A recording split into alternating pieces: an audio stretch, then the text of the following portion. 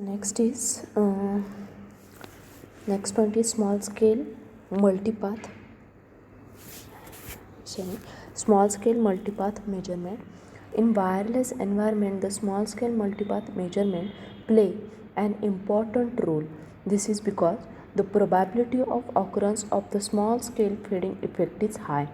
A number of wideband channels sounding methods are developed to determine the fading effect, and these methods are small scale multipath measurement, that is the direct pulse measurement, spread spectrum sliding correlator channel sounding, and frequency domain channel sounding. These techniques are also called as channel sounding techniques. So multipath structure is very important for small scale fading. Now first method is direct pulse measurement. This method allows us to determine the power delay profile of radio channel, or we can say to determine the power delay profile directly. Objective of this is to find the impulse response. A narrow pulse is used for a channel sounding. At the receiver, the signal is amplified and detected using an envelope detector. It is then stored on high-speed digital oscilloscope. If the receiver is set on averaging mode, then the local average power delay profile is obtained.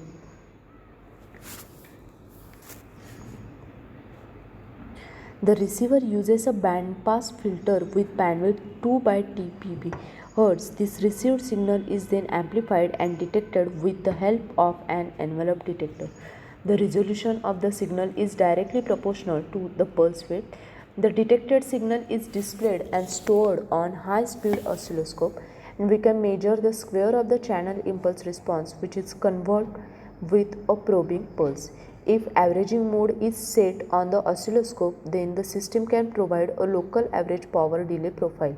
So the minimum resolvable delay between the multipath component is equal to the probing pulse width TBB.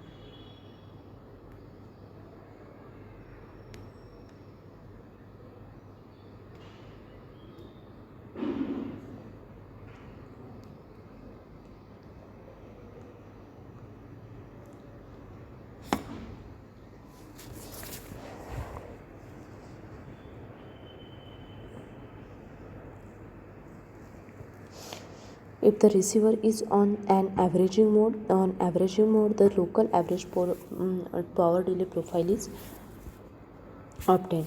Now here is a diagram for the direct RF pulse system for measurement of impulse response. So here frequency Fc is applied to the pulse generator.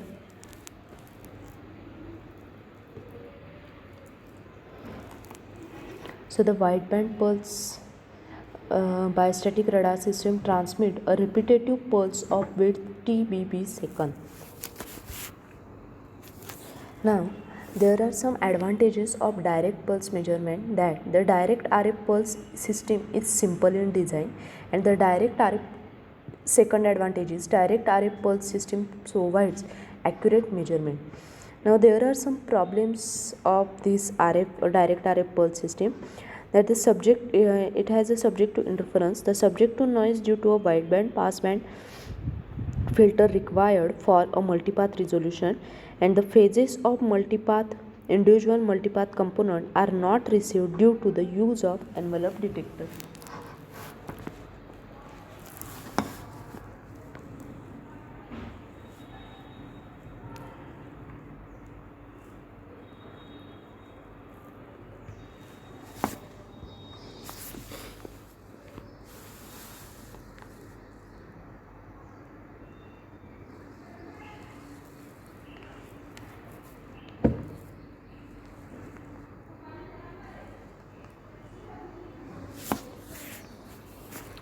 The disadvantages of these measurements are: first is the direct RF pulse system is subject to noise and interference, and this is because of the wide passband filter needed for a multipath time resolution.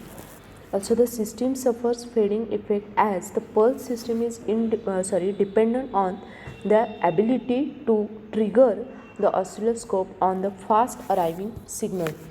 The severe fading is a result of blocked or faded first arriving signal, and as a result the system may not trigger properly. Then individual multipath components are not received because of the envelope detector is used at the receiver. However, a coherent detector allows the measurement of multipath phase with this method. Second method is spread spectrum sliding correlator channel sounding.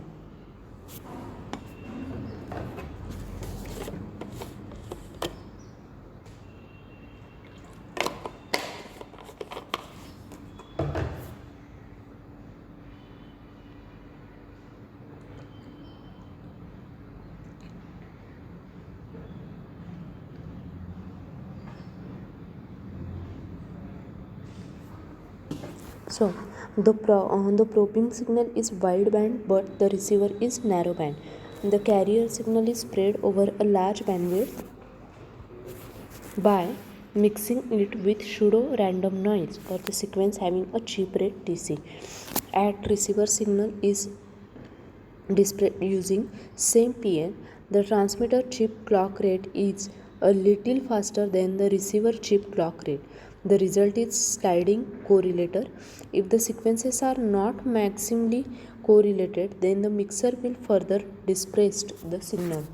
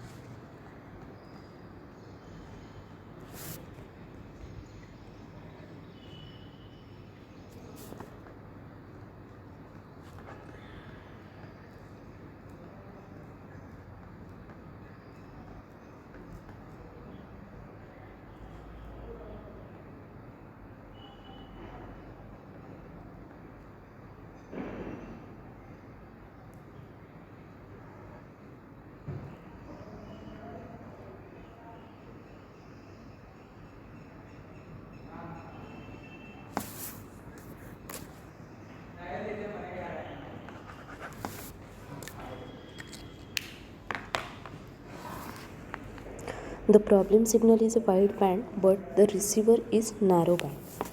Then the carrier signal is spread over a large bandwidth by mixing it a pseudo-random noise sequence having a chip rate DC. At receiver, the signal is displaced using a same PN, and the transmitter chip clock rate is a single faster than the receiver chip clock rate. The result is a sliding correlator. So the spread spectrum sliding correlator channel sounding method improves the dynamic range of the system as compared to the direct RF pulse system. In this method, a carrier signal is spread over a complete bandwidth by mixing it with a binary pseudo noise sequence that has a chip duration TC and chip rate RC. The power spectrum envelope of the transmitted spread spectrum signal, the bandwidth RF is given by bandwidth equal to 2 RC.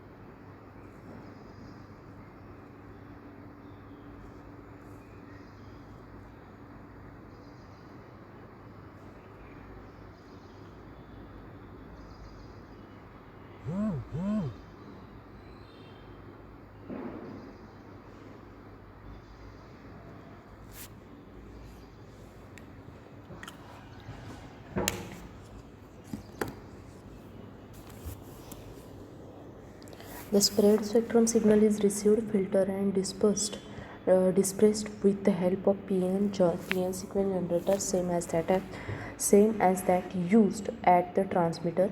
The two PN sequences are same. The transmitter clock run at the rate that is faster than the clock rate of the receiver clock. If the chip sequences are mixed in this manner, then it implements a sliding correlator. The maximum correlation will be obtained if the faster PN code catches up with the PN codes of the slower chip clock, and the two sequences will be virtually identically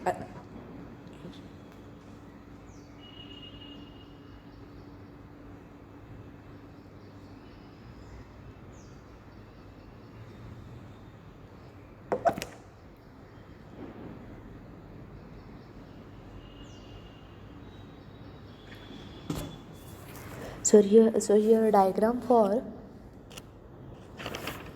spread spectrum channel impulse response measurement system is given. The receiver diagram is also shown. The second diagram is the receiver diagram. The maximum correlation will be obtained if the faster PN code catches up with the PN code of the slower chip clock, and the two sequences will be virtually identically aligned. If two sequences are not maximally correlated, then mixing the incoming spread spectrum signal with unsynchronized receiver chip sequence will spread the signal into bandwidth at least as large as receiver's reference PN sequence. So the processing gain of the receiver is PG is equal to 2 RC by RBB, that is equal to 2 TBB by TC. So the baseband information rate is equal to the frequency offset of the PN sequence clock at the transmitter and receiver for the spread spectrum sliding correlator channel sounder. If the incoming signal is correlated with the receiver sequence, then the signal is displaced and displayed on the oscilloscope. The different multipath signals have a different time delay and they correlated with the receiver PN sequence at different time. Once the envelope is detected, the channel impulse response is converted with the displayed signal on the waveform, and the time resolution delta of the multipath component using spread spectrum sliding correlator is 2Tc, that is equal to 2 by Rc. Here it is given.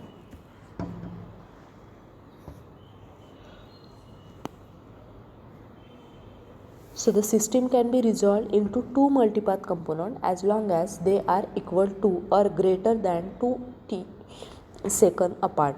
The spread spectrum sliding correlation method gives the equivalent time measurement that are updated every time the two sequences will be maximally correlated.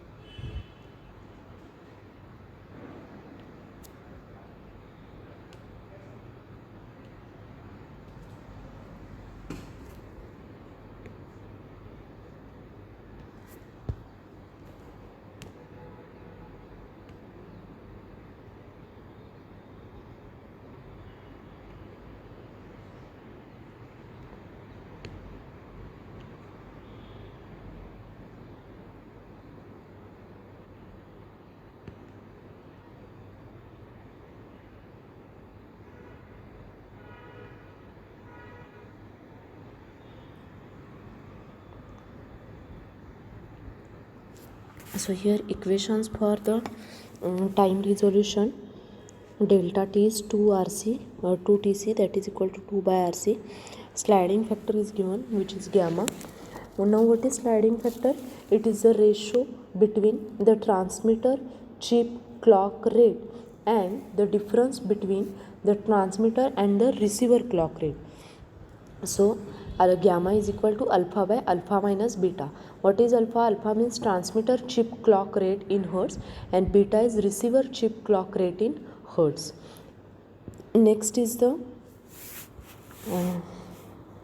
PN sequence length is given by L is equal to 2 raised to n minus 1. What is n? N is number of shift register in the sequence generator. So we know that the incoming spread spectrum signal is mixed with the PN sequence of the receiver. The relative rate of the two codes sleeping each other in the is the rate at which information is transferred to the oscilloscope. This narrowband signal transferred to the oscilloscope eliminate the passband noise and interference, and the processing gain is then computed using narrowband filter. The equivalent time measurement are displayed on the oscilloscope. The observed time scale on the oscilloscope using spread spectrum sliding correlator is related to the actual propagation time. So actual propagation time is equal to observed time divided by gamma. If delta t of the equation is observed time measured on oscilloscope and not actual propagation time, then this effect is called time dilation. Now, there are some advantages and disadvantages of this spread spectrum correlated channel sounding. First, we will see advantages. It improves the coverage range using same transmitter power. The transmitter receiver synchronization is eliminated using a sliding correlator. It rejects a passband noise and improves the coverage range for given transmitter power. With the spread spectrum, the synchronization is eliminated. We have seen by changing the sliding factor, the sensitivity can be adjusted. The lower transmitter power is needed in comparison to the direct RF pulse system because of the inherent processing gain of the system. Now there are some disadvantages also. The measurements are not done in real time. The measurements are done as the PN codes slide past each other. Excessive time may be needed to make the power delay profile measurement. Non-coherent detector is used so that the phases of the multipath components cannot be measured. The measurement are not, the phase information is lost. So these are the disadvantages.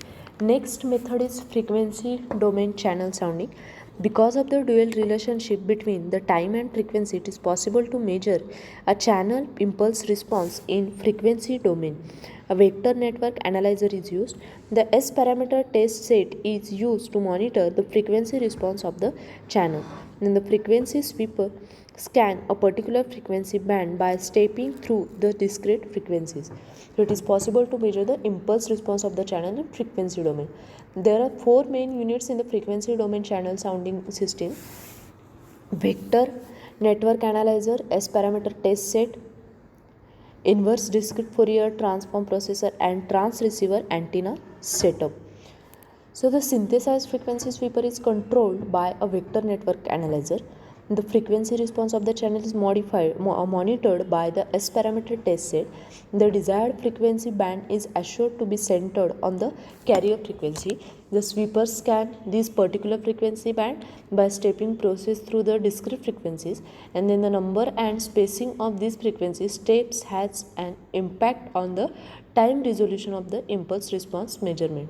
Then the S parameter test set will transmit a known desired signal level at port 1 and observe the received signal at port 2 for each discrete step. The vector network analyzer then computes the complex response of the channel over the measured frequency range. The response is then converted to the time domain using IDFT processing. So the number and spacing of the frequency steps impact the time resolution of the impulse response measurement, and the response is converted to the time domain by using IDFT, that is inverse discrete time Fourier transform. Now there are some advantages of this frequency domain channel sounding. The first advantage is by reducing the number of frequency steps, the faster sweep time can be obtained, and it comprises the excess delay range and the time resolution in time domain. It is used for the indoor environment. Now there are some disadvantages also. For time varying channels, the response can rapidly change, resulting in erroneous impulse response measurement, non-real time nature of the measurement. The system requires a careful calibration. The system required hardwired synchronization between the transmitter and receiver, practical only for the indoor channel measurement, non-real time nature of the measurement. For time varying channel, the channel impulse response may change, giving erroneous measurement.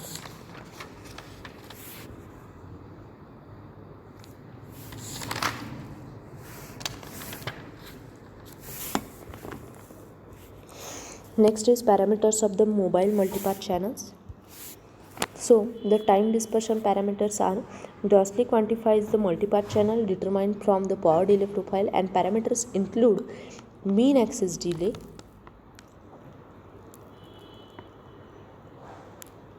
RMS delay spread, and excess delay spread, coherence bandwidth, and Doppler spread and coherence time.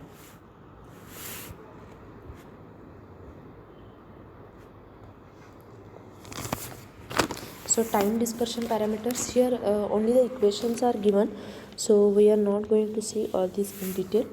Here we have to determine from a power delay profile, mean axis delay equation and RMS delay spread equation is given. So what is maximum access delay? It is defined as a time delay value after which the multipath energy falls to x dB below the maximum multipath energy. So it is also called as excess delay spread. Then here diagram for the RMS delay spread is given. Noise threshold means the values of the time dispersion parameters also depend on the noise threshold or the level of the power below which the signal is considered as a noise. If the noise threshold is set to low, then the noise will be processed as a multipath and thus causing the parameters to be higher. Then delay spread, coherence bandwidth. It describes the time dispersive nature of the channel in local area. A received signal suffers a spreading in time compared to the transmitted signal.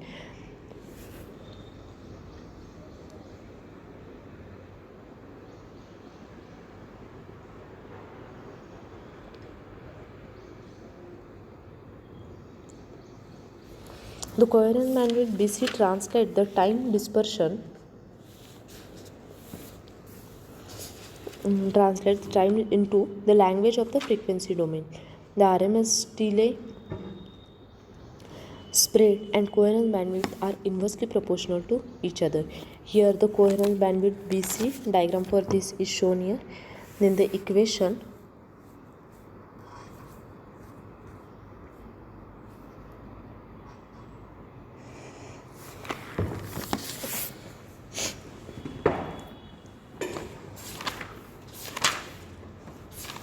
so here this small scale fading point is over. In the next lecture we will see another point.